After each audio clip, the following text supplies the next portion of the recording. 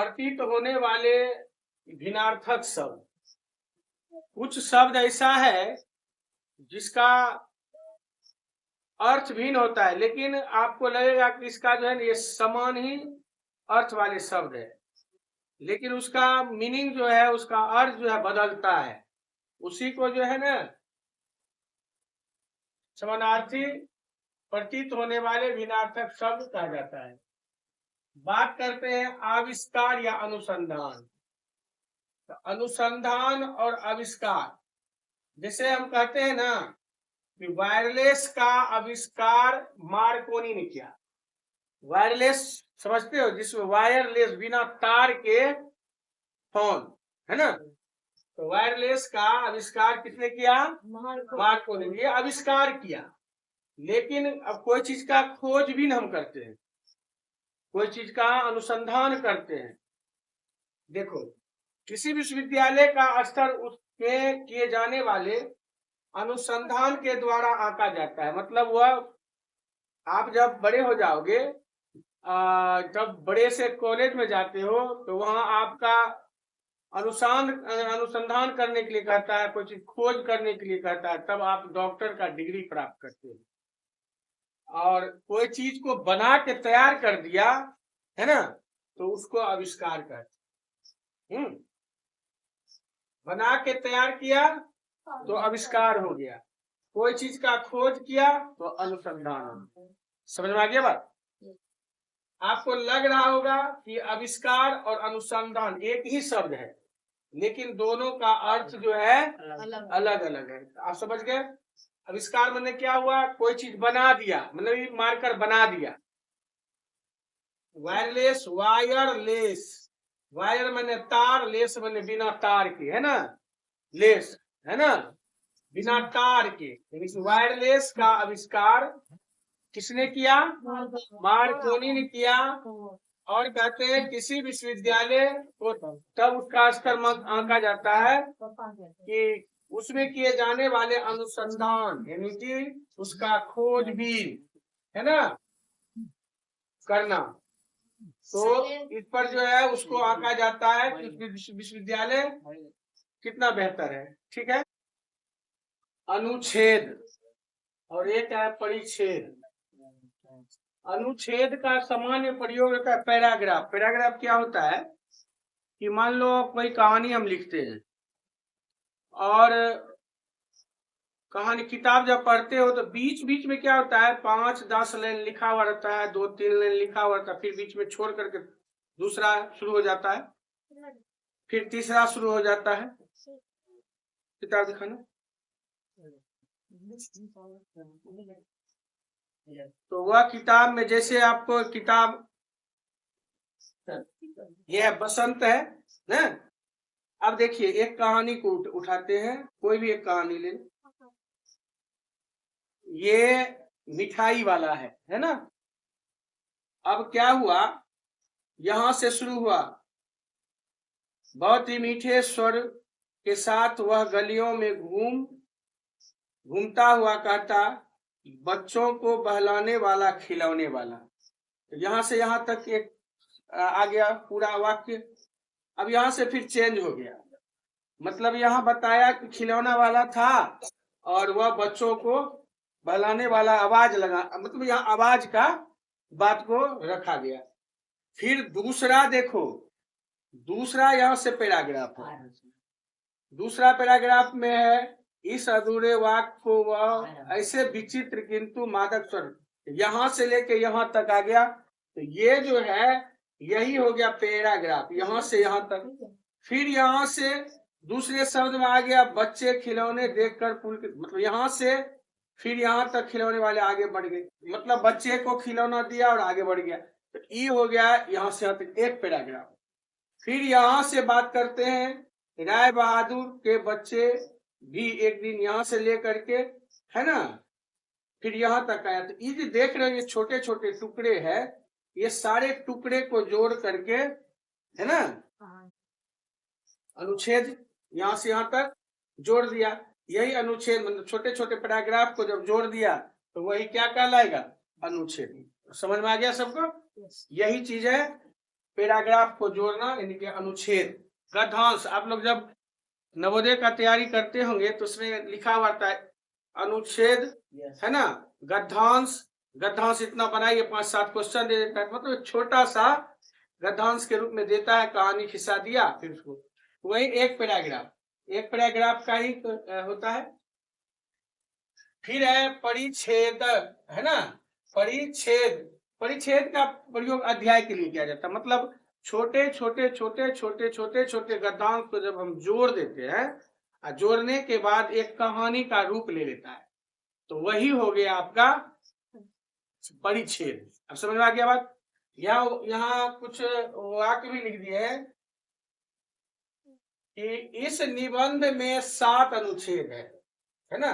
निबंध लिखा मतलब एक निबंध लिखते हैं, महात्मा गांधी के बारे में लिखते हैं, तो महात्मा गांधी के बारे में लिखते हैं तो सबसे पहले क्या लिखते हैं, उसके बचपन के बारे में, उनके जन्म के बारे में, माता पिता के बारे में, तो वह हो गया एक छोटा सा अनुच्छेद। फिर उसके बाद लिखते हैं कि वह कहाँ तक पठन पाठन किया, प्राइमरी एजुकेशन कहाँ से प्राप्त किया, हायर एजुकेशन कहाँ प्राप्त किया, तो एक हो गया। फिर एक छोटा सा लिखते हैं कि वह गए थे, विदेश गए, तो विदेश में क्या क्या घटना उनके साथ हुई, वो हो गया। फिर वहां से आकर के यहाँ बहुत सारे आंदोलन किए, सत्याग्रह आंदोलन किए हैं, जो सबसे पहले पश्चिम चंपारण में शुरू किए थे, तो वहां से हम थोड़ी बात को लिखते हैं। फिर उनको फिर एक अनुच्छेद हो गया। इस तरह से धीरे धीरे छोटा छोटा जब हम उसको जोड़ देते हैं तो वह एक निबंध बन जाता है। समझ गए ना। तो जब छोटे छोटे अनुच्छेद को जोड़ दिए तो निबंध बन गया। गोदान का प्रत्येक परिच्छेद अत्यंत रोचक है। गोदान, है ना, पढ़ोगे कहानी बहुत ही सुंदर है, और जब उसको पढ़ोगे तो मार्मिक कहानी भी है।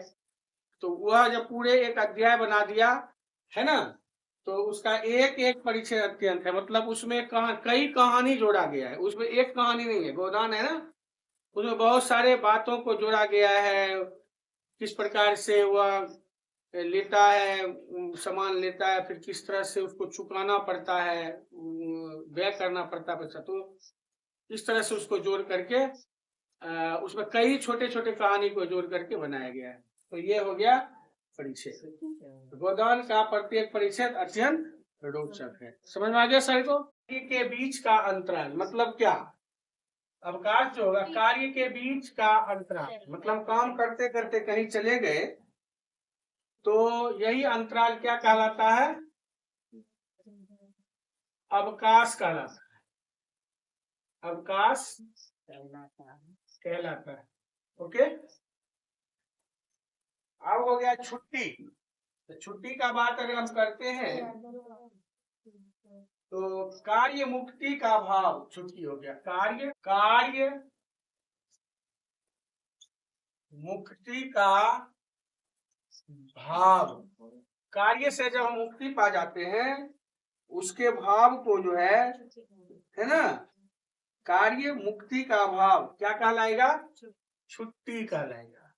मतलब अब हमको छुट्टी मिल गया,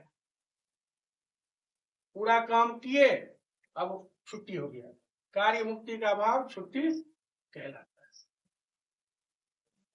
मतलब क्या, आप विद्यालय गए, आपका कार्य है पढ़ाई करना, टीचर आए विद्यालय, उनका कार्य है पढ़ाना, प्रिंसिपल आए, उनका कार्य है पूरा गतिविधि को देखना। वह आए, पूर्णतः जो है 9:30 बजे से 4 बजे तक वह अपना कार्य का संपादन किया, तो वही हो गया आपका। पूरा करने के बाद जब वो चाहेंगे तब हो गया छुट्टी। कार्य के बीच का अंतराल, कार्य के बीच में कोई काम आ गया और छुट्टी चला गया, तबीयत खराब हो गया, कोई काम बीच में आया, ऑफिस चले गए, आपके घर में कोई घटना हुई, आप पापा बुला लिए किसी कार्य से, आपका तबीयत खराब हुआ, चल दिए, या कोई काम करते करते चले गए, तो उसको क्या कहते हैं, बीच में जब चले जाते हैं तो उसी को अवकाश कहते हैं। तो यहाँ है अध्याय। व्याकरण की पुस्तक में 8 अध्याय है, मतलब पुस्तक में हर एक पुस्तक में 10, 5, 8, 7 अध्याय होते हैं। हाँ।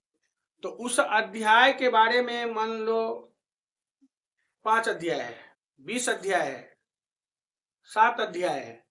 विज्ञान है उसमें 6 अध्याय है, अध्याय क्या होता है? अब मान लो साइंस विषय में हम पढ़ रहे हैं तो एक होता है वायु चैप्टर है, हवा, एक चैप्टर है जल जीवन है ना, जल है, वाटर, फिर एक है प्रकाश चैप्टर तो लाइट, इस प्रकार से चुंबक है, ठीक ना, पदार्थ में परिवर्तन है, चेंज ऑफ मैटर। तो मतलब क्या है, वो जो एक अध्याय, 2 अध्याय, 3 अध्याय, 5 अध्याय मिला करके पुस्तक बन गया है ना, कोई एक विषय का, तो वही हो गया अध्याय। सर्ग का मतलब है कि 15 सर्ग है। मतलब क्या, हिंदी का 2 भाग होता है, एक होता है गद्य भाग और एक होता है पद भाग। तो गद्य में क्या होता है कि आपका टोटल कहानी रहेगा, व्यंग रहेगा, व्यंग प्रसंग, उसके बाद जो है यात्रा वृत्तांत होगा, मतलब उसके बाद कहाँ उसमें जो होगा कविता भी होगा। लेकिन पद भाग में क्या होगा, सिर्फ और सिर्फ कहानी कहानी कहानी कहानी। आप लोग को 2 पुस्तक मिला होगा, एक में सब कुछ समाहित होगा, एक में सिर्फ कहानी होगा, 5-7 कहानी ही है मात्र। तो वही है पद। तो कामयानी जो है उसमें कुल 15 सर्ग है, मतलब 15 वो जो है ना कहानी है। समझ में आ गई बात? यहाँ कुल मिलाकर आपने क्या सीखा, अध्याय सर्ग लगता तो है एक ही जैसा, लेकिन उसका जो है अर्थ में क्या है, विविधताएं है ना, भिन्न हो जाता है। यहाँ आदरणीय और पूजनीय 2 शब्द है। आदरणीय जो लगाते हैं वह अपनों से बड़े के लिए लगाते हैं, लेकिन सामान्य रूप से इसका प्रयुक्त समान पूर्वक करते हैं। लेकिन इससे बढ़ जाता है पूजनीय। पूजनीय कहाँ करीब प्रयोग करते हैं, तो माँ पिता के लिए, माता पिता के लिए, गुरुजनों के लिए, या महान पुरुष। तो महान पुरुष किसे कहते हैं, महात्मा गांधी और हाँ डॉक्टर राजेंद्र प्रसाद, है ना, सर्वपल्ली राधाकृष्णन, देखो सामने है ना। तो ऐसे ऐसे लोग महापुरुष कहलाते हैं। चाणक्य हैं, महापुरुष थे। रविंद्रनाथ टैगोर महापुरुष थे। स्वामी विवेकानंद महापुरुष थे, है ना। भगवान बुद्ध तो भगवान में आ गए, महापुरुष में ये है, जो भगवान है वो कैटेगरी बच जाता है ना। तो महापुरुष के लिए, माता पिता और गुरुजनों के लिए हम किसका प्रयोग करेंगे, लग रहा था दोनों शब्द एक जैसा है, भाव और प्रयोग में अंतर है। देख रहे हो ना कहाँ प्रयोग करना चाहिए। समझ में आ गई बात? ठीक है।